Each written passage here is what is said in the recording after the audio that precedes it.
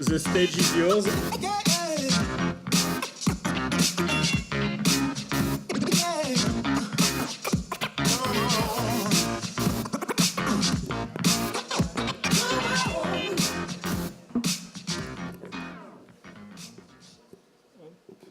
Bonjour à tous, donc je suis ravi d'être avec vous ce matin.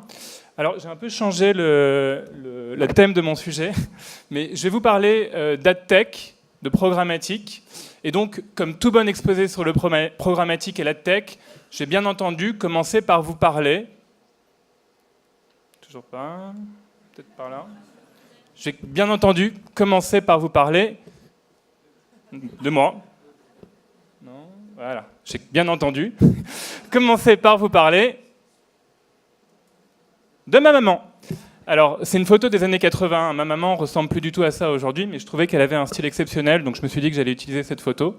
Donc, pourquoi je vous parle de ma maman ? C'est parce qu'à 4 ans, quand j'ai dit à ma maman que j'allais travailler pour AppNexus, elle a failli défaillir, puisque, au lieu de rejoindre une des très nobles sociétés du CAC 40, je rejoignais une industrie un peu jeune, somme toute, d'Internet, pour une société dont elle n'avait jamais entendu parler, et dont elle n'arrive même pas à prononcer le nom en français, AppNexus.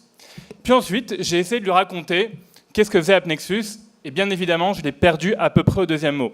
Je pense qu'on a tous eu ces moments de solitude en société, lorsqu'on essaie d'expliquer à nos parents, à nos amis, qu'est-ce qu'on fait dans la vie. Alors, il y a à peu près un mois, j'ai revu une lueur d'espoir dans ses yeux, parce qu'elle s'était procurée une interview vidéo que j'avais faite sur Internet. Donc elle a regardé cette vidéo, elle m'a donné cette phrase extraordinaire. Donc j'ai essayé d'expliquer avec des mots très simples ce que faisait AppNexus, quel était notre métier. Et donc elle me dit cette phrase extraordinaire. « Ah David, j'ai vu la vidéo sur Internet et c'est super, vraiment, c'est très clair, je comprends ce que tu fais. Maintenant, est-ce que tu peux m'expliquer ce que fait AppNexus ?» Donc le problème, c'est que ma maman n'est pas seule. Oups. En fait, AppNexus a fait une étude avec 1200 participants de l'écosystème dans tous les pays du monde, donc annonceurs, agences, régies, sociétés d'AdTech. Et les résultats de cette étude, c'est que 44% de l'écosystème ne comprend pas comment fonctionne le programmatique, comme ma maman, dont 63% des annonceurs. Alors c'est assez paradoxal, puisque 67% des acteurs du programmatique de la pub utilisent le programmatique. Ils sont même 71% d'entre eux à dire qu'ils sont convaincus que c'est la compétence clé à acquérir d'ici 2020, au-delà même des hauts niveaux de créativité publicitaire, ce qui est généralement le thème clé. Alors ce que je voulais vous proposer aujourd'hui, c'est de prendre un peu de distance par rapport à tout ça, et en fait se demander pourquoi, qu'est-ce que c'est que la tech, et pourquoi c'est si critique dans la publicité, dans le monde de demain. Déjà, la tech, de quoi parle-t-on ? Donc la tech, qui pourrait être définie comme les technologies qui font fonctionner la publicité en ligne, c'est bien sûr l'ensemble des outils que nous utilisons principalement pour l'achat et la vente de publicité sur Internet. En fait, l'outil le plus populaire, le logiciel le plus populaire d'AdTech, c'est le fameux AdWords de Google, pour acheter les mots-clés sur Google. C'est l'outil le plus utilisé. Mais c'est bien sûr, évidemment, toutes les technologies programmatiques, les DSP et les SSP, qui permettent l'achat et la vente de publicité. Et bien sûr, toutes les technologies qui gravitent autour, les DMP, les technologies de tracking, la visibilité. Alors, pourquoi, en fait, la tech, c'est quelque chose qui est complètement stratégique au cœur de la vie des entreprises de demain ? En fait, il y a une rupture fondamentale de nos sociétés qui est l'accélération vertigineuse du cycle des innovations. Donc en permanence, on est stimulé par des innovations technologiques et notre génération connaît une accélération que personne dans l'humanité n'avait connue avant. Donc dans ce graphe, vous pouvez voir le graphe. Oui. Dans ce graphe, vous pouvez voir donc l'ensemble des innovations technologiques, donc recensées par le Wall Street Journal, autour des technologies de la communication. Donc les lignes jaunes sont les technologies autour de la radio, les lignes rouges autour de la télé, les lignes bleues autour du téléphone. En chiffres, on a mis 75 ans à avoir les 100 premiers millions de souscripteurs donc au téléphone fixe. On a mis 17 ans à avoir les 100 premiers millions de souscripteurs au téléphone portable, 7 ans pour l'Internet, 2 ans pour l'Instagram. Donc ça s'accélère. Et comme vous pouvez voir sur le graphe, plus on avance, plus il y a de nouvelles technologies qui sortent, et plus les pentes de ces lignes, donc l'adoption, est rapide. Alors c'est un véritable impact. Et ce n'est pas que les technologies de la communication, bien entendu, c'est l'ensemble des réalisations techniques de notre société. C'est les biotech, c'est la production avec les imprimantes 3D, c'est le renouvellement de l'énergie. On va passer des énergies fossiles aux énergies renouvelables et électriques. Donc tout ça a bien entendu un impact sur le consommateur qui, stimulé par cette cadence complètement folle des innovations, a son besoin qui change en permanence. Donc le consommateur est devenu complètement volatile par rapport à ses besoins et par rapport à sa fidélité par rapport au produit. On le voit nous-mêmes, on n'avait pas de smartphone il y a un peu plus de 7 ans, on en est tous équipés. Et donc c'est devenu complètement clé de pouvoir réagir aussi rapidement que notre consommateur. Et en ça, les entreprises doivent véritablement adopter un changement de modèle. Donc le modèle de gestion des entreprises, donc les grandes 440 que ma mère adore, en fait, sont hérités des concepts de gestion de la pensée de Descartes. On a véritablement, ils sont issus de la révolution industrielle, on a véritablement cette analyse de planning, production. Et l'économie du XXIe siècle, c'est bien sûr des sociétés éprouvettes, des sociétés qui sont nées dans des garages, dans des laboratoires, des sociétés véritablement expérimentales. Vous connaissez sans doute moins la figure de droite, dans la slide que vous allez voir, qui est Charles Sanders Peirce, qui est le père du pragmatique. Donc la société qui réussit au XXIe siècle, ce sont des sociétés pragmatiques. Et encore une fois, on voit que les vainqueurs du capitalisme au XXIe siècle, ce sont les géants de l'Internet, ce sont les Amazon, les Apple, les Google.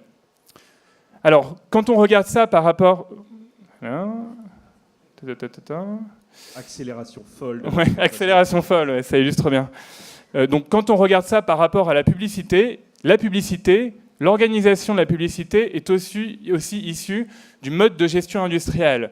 Donc on part de recherche, on essaye de trouver son marché, on fait un ciblage d'audience, puis ensuite on essaye de faire un message qui est adapté à cette audience. Ensuite on essaye de diffuser le message à travers le media planning pour ensuite générer des ventes. Donc tout ce modèle est bien sûr quelque chose qui est hérité d'une organisation planning-production qui met 6 mois à mettre en place avec très peu de possibilités d'informer les différentes mailles au fur et à mesure que l'on progresse. Et on passe dans le marketing en temps réel où la recherche, le ciblage d'audience, les ventes, la définition même du produit, le message, donc tout ça peut se faire en temps réel. Et bien sûr, la raison pour laquelle tout ça est possible, c'est grâce à la tech et en particulier grâce aux technologies programmatiques. La vision, c'est que bien évidemment, et pourquoi la tech est tellement critique et pourquoi c'est des sujets complètement structurants qu'on fait, pas seulement pour la publicité, mais pour la gestion de l'entreprise de demain, c'est que la tech, finalement, fait converger toutes les données commerciales de l'entreprise au sein d'un seul système d'information. Et on le voit déjà, on en a parlé beaucoup ce matin, la DMP a déjà beaucoup d'informations autour des consommateurs. Les DSP ont les informations de quel message, quel prix pour la publicité, quels médias fonctionnent. Donc la tech est la brique logicielle fondamentale de l'entreprise pragmatique qui est celle qui peut réussir au XXIe siècle. Alors, je voudrais mettre le doigt sur une bizarrerie de notre industrie. Donc cette bizarrerie, c'est que finalement, ces logiciels, ces technologies publicitaires, les éditeurs de ces logiciels sont principalement les grands médias Internet.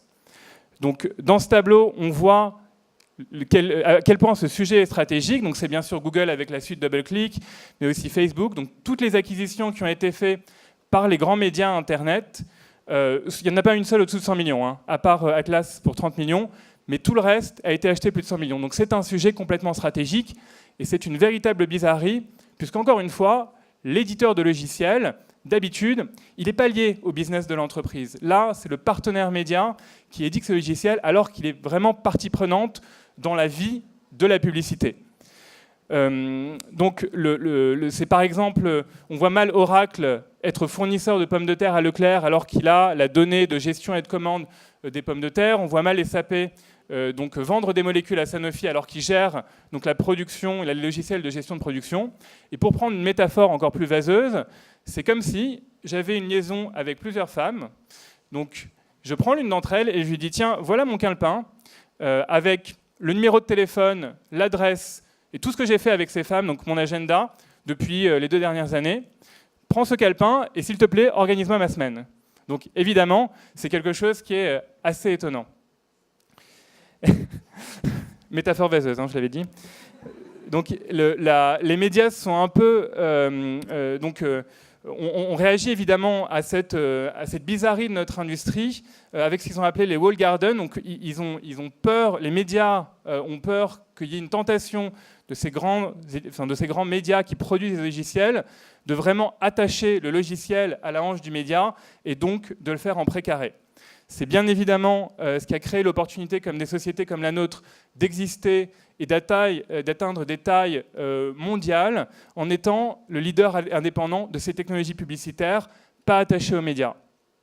Alors les conclusions, c'est évidemment premièrement la compréhension de la tech est un enjeu clé pour les entreprises et il est vrai que les agences conseils sont bien placées pour les aider dans cette compréhension et les entreprises elles-mêmes doivent faire cet effort de comprendre cette nouvelle génération de logiciels, que le choix du partenaire technologique, évidemment, est éminemment stratégique et que malheureusement, ma maman ne comprendra jamais vraiment ce qu'on fait. Voilà, je vous remercie. Merci David.